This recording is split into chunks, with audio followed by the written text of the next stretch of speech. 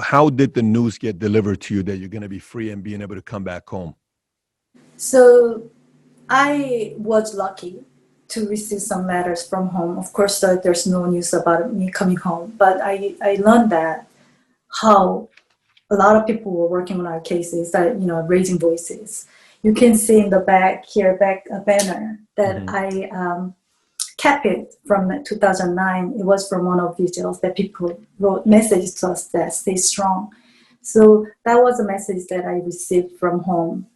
And North Korean government did not even tell us until we come home that we were going to go home. The day before we came home, they told us that you have a visitor from the US, and very high official visitor. And then I asked the guy who delivered the message, I asked him, is this moving forward, or is this a chance to go backward? And he said, oh, I think it's moving forward. So I knew there was something, good things going on. And that was the first day except at the court, that was the first day I met with Laura, and then we were able to talk. And then they sent us to a hotel. It was a Korean hotel, and then they had us wait in the room for over an hour. And I talked to Laura, and who do you think who visited us?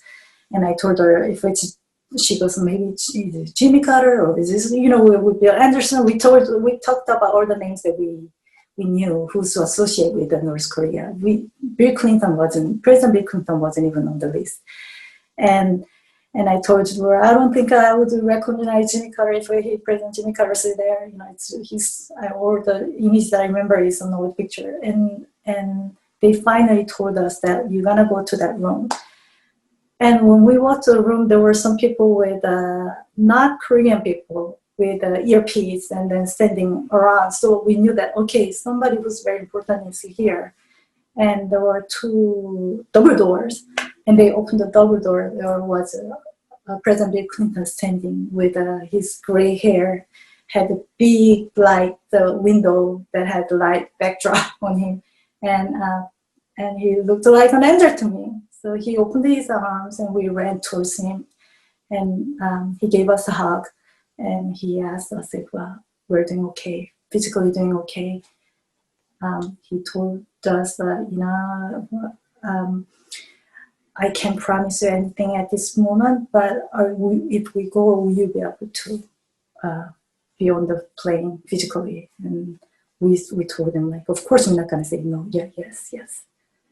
And we saw him meeting North Korean leader at the time, Kim Jong-il, and on the news. And so Kim Jong-il kind of had a smile on his face on the news pictures.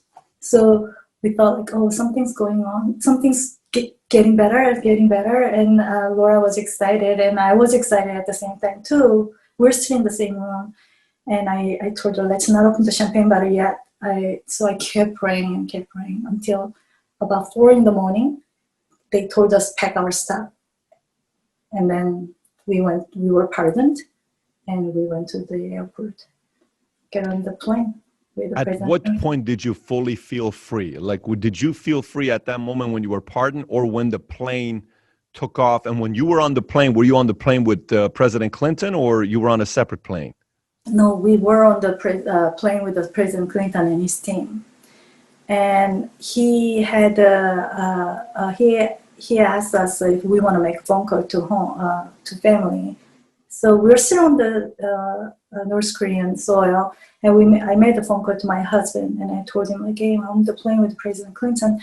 He goes, don't call me back when you're in the air. So he did not want to open the champagne yet until the plane takes off. So I called him back after the plane takes off, and then I finally everything felt so surreal. You're a prisoner in North Korea for 140 days, and next day you are in a private jet with the President Clinton, and everything felt so surreal. When you land and you're getting off the plane and you see the picture of your daughter hugging you in that moment, what are you thinking? Do you still remember it till today? Can you go to that emotion till today to know what it felt like to hold your daughter again? Yeah, of course. that was the moment that makes me really emotional, but the happiest moment at the same time.